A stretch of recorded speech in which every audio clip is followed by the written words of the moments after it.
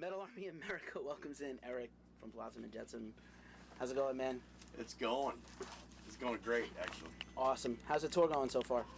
You know, this seems to be a perfect slot for us. We're just now coming back out, trying to create a little buzz. And, you know, we only have 30 minutes, but it's kind of cool because it's a little teaser. And we know when we come back around on our own, or maybe with another package, people are going to come back again. Because they didn't get enough FLOTSAM this time. Just enough to let them know, hey, you know, we're still out there, we're still kicking ass, and you need to come back out and see us when we're doing 2 hours, you know. Awesome, man. And I guess this is the first, like, national run for you guys in a while. Yeah. Long time. We've been to Europe probably 5-6 times since the last time we toured the U.S., you know. Right. And actually, last time FLOTSAM toured the U.S., they had James Rivera singing for them for a little bit. And that didn't go very well, so, you know, love James and all, but he should be in Hellstar. He really should be.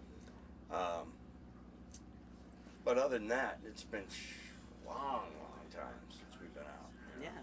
Well, welcome back. We missed you, man. Oh yeah, we're gonna do it a lot now. Awesome. I love to hear that. So Ugly Noise is out, you know, since the Pledge Music drive and, you know, the record's in release. Now that it's behind you, the recording and the whole process, you know, how do you feel in the end result? Obviously you're proud of it. You know, did you accomplish everything you wanted to with the record? Yeah, I really think so. We took our time with it. We looked at each song seriously as trying not to aim for anything. We just wanted it to kind of naturally flow out, and if it ended up, you know, sounding like Boy George, it ended up sounding like Boy George. You know, who cares? We just wanted them to flow out naturally. We had 4 or 5 tunes that didn't make it on the record. Those might be an EP in the future, something like that. They were really good songs too. It was hard to choose from them. So, you know, we got a good start on the next one anyway. From that. Awesome. Great to hear that.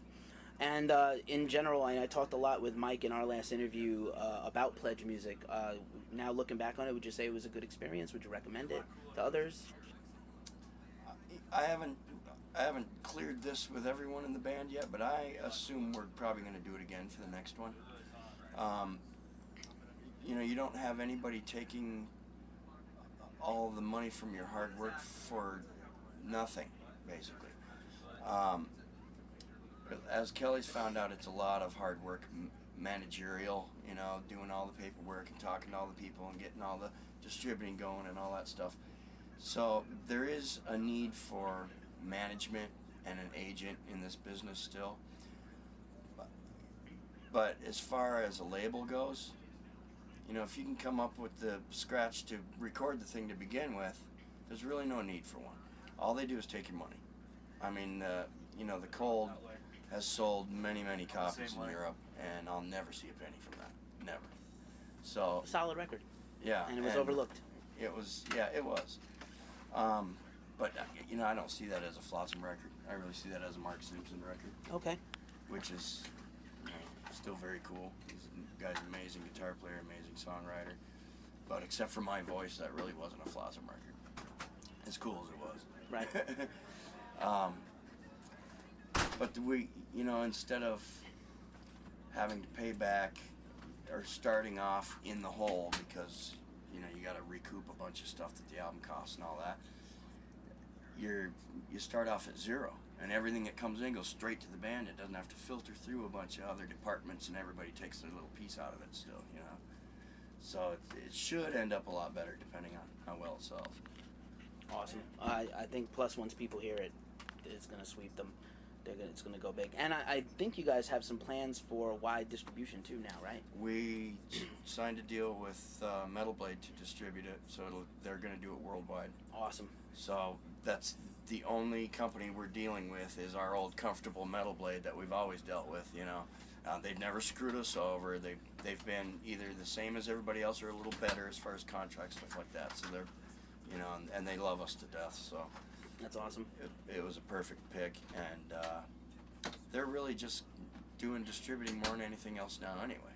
So awesome. Kind of fit. Yeah, definitely. That's great, man. It's great to hear. Is that April? It's gonna go. Yep, Yeah. April 16th, I think. Terrific. Good timing too.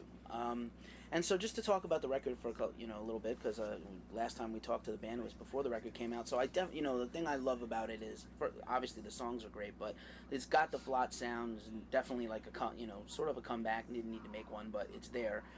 And you hear the classics. All the classic stuff is there musically. But what are some of the let's say if there are other influences, other kinds of music or modern bands you guys are into? Is any of that sort of seeping into? Because it's really pretty heavy. But it sounds like you guys. Mike has a specific style when he writes stuff, and he tries to curb his style a little bit, so it's not so straightforward flotsam. He tries to curb his style by listening to other stuff. I think he listened to a lot of Slipknot before he started writing, stuff like that. Anything that was really heavy and driving, and he listened to a lot of that stuff, and it just turns out however it turns out. We don't really aim for anything. He just tries to kind of curb his thoughts to what's new and happening kind of right now, so cool. It seems to work pretty good. Right. Well, it sounds awesome, and it sounds like you guys, which is great. And personally, some of the best stuff on the record are the melodies, and a lot of your work is terrific. And I have to ask, how do you keep your voice in shape after all these years of killing it, on records and shows, and you just sound marvelous, man. My voice actually was not in great shape when I was doing the record. Wow. The best, when my voice is the best is halfway through a tour. I get stronger and stronger every night on tour, and at home I think I just don't get enough rehearsal. We don't rehearse every single night, Out here I'm singing it every single night hard, so it works all the kinks out pretty quick, and it just keeps getting stronger all the time. As far as over the years, I've been really lucky. I haven't done a lot of professional take care of your throat stuff, I've just been really lucky. When I was younger, I was Superman. I could do anything, I could do rails and coke all night, drink all night, and still get up and sing the next morning like Superman. And that took a toll when I started getting older. So now my regiment is water and water and water all day long. I hear you. Do you warm up extensively before a show? Because again, some of your stuff is still all over the place. Your range is still. Yeah, a good hour. I need to wake up my throat a good hour before we go on. That's the equivalent of singing hard for 2 or 3 songs, So if I don't warm up, I'll get 2 or 3 songs that are iffy. So I got to get to that 2 or 3 song spot before we start this set. But it seems to be getting stronger on this tour too. So cool. And in addition to this tour and this awesome album, I know you guys just did the big boat cruise. Yeah. And I wanted to ask you about that because I heard a lot of awesome things about that experience for you guys. It was a lot of fun. It was the most fun you can have in metal for sure. 70,000 tons of metal, officially, let me say. And I think whether we're asked to do it again next year, I'm probably going to go back. It was that cool, Saw a lot of really cool bands that I've listened to over the years and have never seen, and everybody kicked ass. All 40 bands or whatever that were on there were just amazing. There was bands that I didn't think I would like, and ended up loving them after this thing, like Dragon Force. Didn't think I'd like them just because they were too virtuoso-ish, and they were kind of thrown together by a producer type of thing, handpicked, but man, they were good. What entertainers. Those guys are amazing. Just everybody. Metal Church Reunion was on the boat. That was sick. They crushed. They were amazing. I just was beside myself, just going, wow. Just listening to Metal Church right out of high school, so. Right, me too. That's great, man. But other than that, it was just great. There were even the crew on the boat loves it because they're used to dealing with rich, snobby people all the time, and now they're dealing with all these metalheads who are just like, hey, give me another beer, and they really enjoy it too, so it makes the whole cruise better. I mean, everybody has a good time. Did they run out of booze this time? I heard the first year they ran out of booze halfway through. They got real close, but they were kind of prepared, I think, this time. Nice. You're not going to drink the boat, dry water everywhere, and not a drop to drink, right? Right. And speaking of some awesome lyrics and some of the new songs, I do have to just jump back to the album for a second and say it was my favorite track is definitely Motherfuckery. For a variety of reasons. It's a slamming track, but definitely has got some clever lyrics. Something based on a personal relationship, perhaps, or something in the past. It sounds like. Actually wrote that for a friend of mine who's for some reason just does whatever the woman says, even though she's just the most hideous beast ever. But